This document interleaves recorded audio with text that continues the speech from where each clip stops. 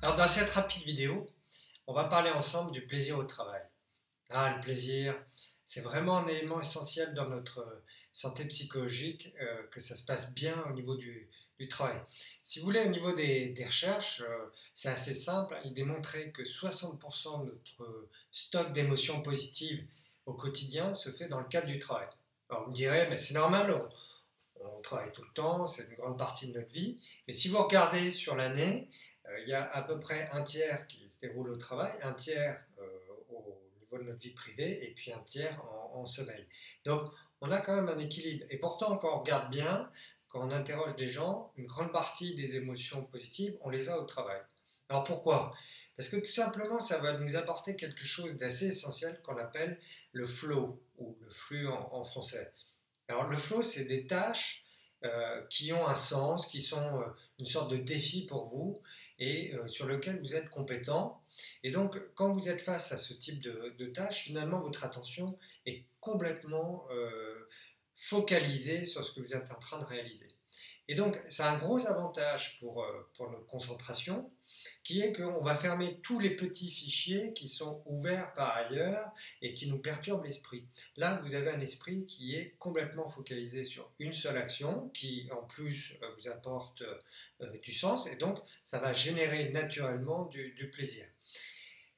Le point central dans un monde où effectivement, vous voyez, prendre un exercice que je demande souvent en coaching, c'est proposer au coaché de prendre 10 minutes sans rien faire. Et la part des réactions dans les 3 secondes, c'est une espèce d'angoisse où la personne s'imagine ne rien faire pendant 10 minutes. On est sursollicité d'emails, d'informations, de relations de manière générale.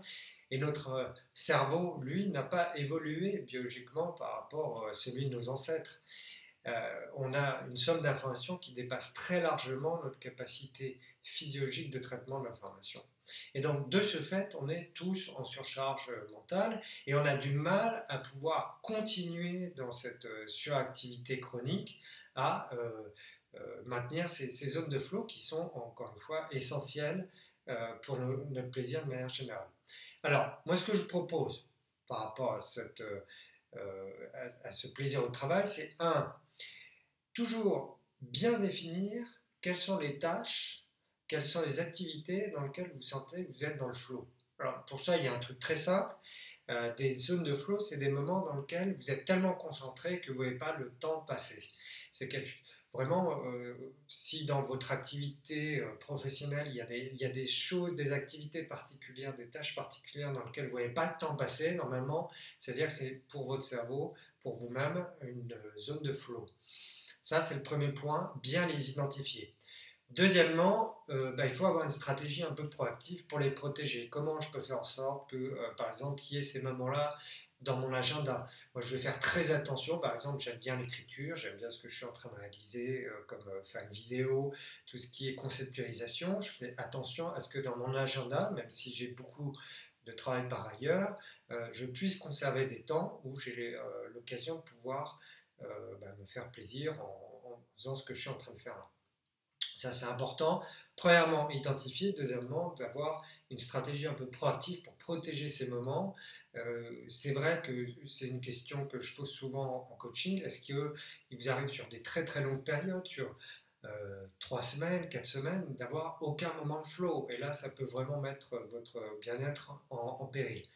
Troisièmement, c'est vraiment de faire en sorte aussi que de manière générale, votre activité aussi, on va dire, privée, vous soyez plutôt dans du créatif.